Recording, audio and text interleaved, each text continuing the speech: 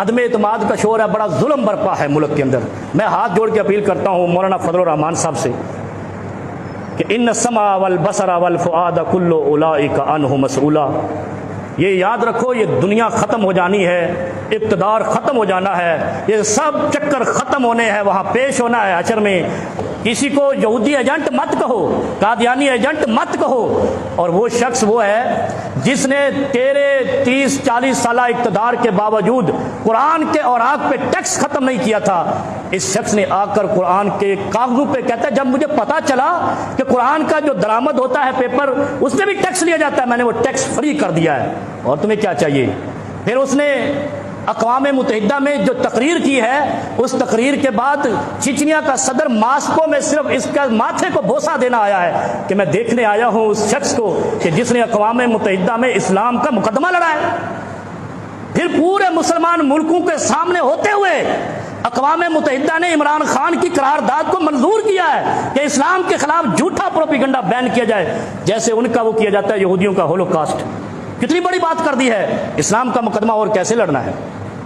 फिर तुम अदम एतमाद कहते हो, उसके जलसे बता रहे हैं कौम को एतमाद है, तुम क्यों उसको हटाना चाह रहे हो? मैं उलमा से अर्ज करता हूं कि अल्लाह के लिए अल्लाह से डर जाओ, किसी की जात के लिए दीन को इस्तेमाल नहीं करो। अगर किसी से मौलाना फजलुर रहमान का बुग़्ज़ है, उसका जाती है, दीन उसमें इस्तेमाल नहीं करो। अगर वो दीन के खिलाफ कहीं जाए तो सबसे पहले हम खड़े होंगे इंशाअल्लाह। और फिर मैं आपको बताऊं, एक और बीमारी चल रही है, उसने उसको खरीद लिया, उसने उसको खरीद लिया।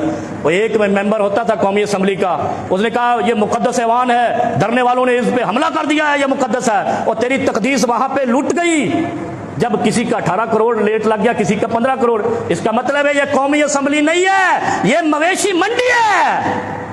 जो तुमसे होता है कर लो, लेकिन कौमी असम्बली है तो कौम के गैरतमंद लीडर होने चाहिए। टके टके पे बिकने वाले बकरी, खोती और जनाब भैंस और गाय होती है, इसलिए मैं इसको मवेशी मंडी आज से कहता हूं। अगर ये बिकने वाला रिवाज खत्म नहीं हुआ तो कौम क्या गैरत पर, ये कौम की नुमाइंदगी करते हैं जो अपना रेट लगवाते हैं। जैसे यहाँ पे कराची में एशिया की सबसे बड़ी मंडी लगती है, ये 15 लाख का बैल है, तुम 15 करोड़ के हो। फर्क क्या है तुम्हारे अंदर और गाय और बैल के अंदर? इसलिए मेरे भाई, इस मुल्क के साथ खुलवाड़ नहीं करो।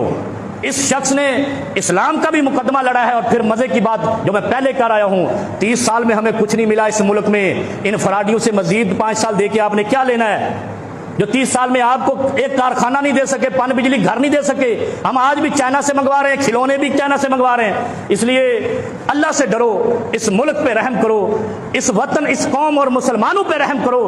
हमें पिछलों से कोई उम्मीद नहीं है, इससे है या नहीं, लेकिन इस शख्स ने खोती हुई बिल्डिंग को दोबारा बनाना शुरू कर दिया है और सही रास्ते पे जा रहा है। हमारी तहकीक के मुताबिक अगर किसी को गलत नजर आता है तो महंगाई की वजह से, कोई इसके अलावा भी तो कोई भी इल्जाम लगा लो। महंगाई कहते हैं 70 साल में जितनी महंगाई थी 3 साल में उतनी हो गई, तो पाकिस्तान तो आधा मर जाना चाहिए था। फिर अगर इतनी ज्यादा महंगाई है, यहां तो ना खुदकुशी कर रहा है कोई, ना भूख से मर रहा है, इसका मतलब महंगाई एक ढंढोरा है। असल में वो कह रहा है चोरी पकड़ी गई, और जब पकड़ी जाती है तो बहाने तराशते हैं। अब बहाने तराशे जा रहे हैं कि किसी तरीके से इसको उतारो, ये हमें ले गया। जैसे जैकबाबाद में घोटकी के इलाके में डाकुओं ने पुलिस के खिलाफ मुजाहरा किया था कि एसपी सख्त आया, हमें डकैतियां नहीं करने देता।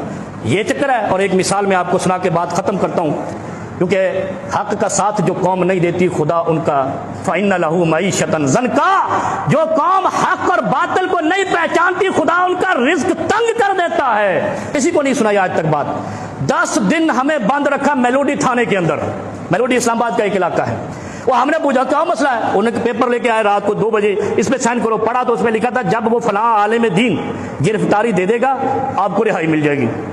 10 दिन हम बंद रहे, आखिर बिल आखिर उसने गिरफ्तारी दी, हम रिहा हो गए। हम ना जमानती, ना उसकी पार्टी के, ना हम उस जलसे के शरीक। शहबाज शरीफ उस वक्त वजीर आला था, और यह शख्स उस शख्स का जमानती है जो मुल्क से फरार होकर वापस नहीं आ रहा, जिसको 7 दौरे पड़ रहे थे। इमरान खान साहब, अगर इस खानदान के 10 अफराद को आप बंद कर दें, वो भागता हुआ शाम को इधर आएगा इस शर्त पे कि जब ये छूटेंगे तब जब वो आएगा तो मुल्क सब सुधर जाएगा। आप ढील देते हो जिस पे अजाब खड़ा हो जाता है। अल्लाह रब्बुल आलमीन हमें हक समझने और हक का साथ दे। हमें जमहूरियत से कोई गर्ज नहीं, आमरीयत से कोई गर्ज नहीं। इस कौम को अपनी खुशहाली से गर्ज है, इस कौम को रिज़्क से गर्ज है। और अगर ऐसा नहीं है तो अल्लाह की पकड़ उन कौमों पर आती है जो बगावत करते हैं, सरकशी करते हैं, हक को नहीं पहचानते।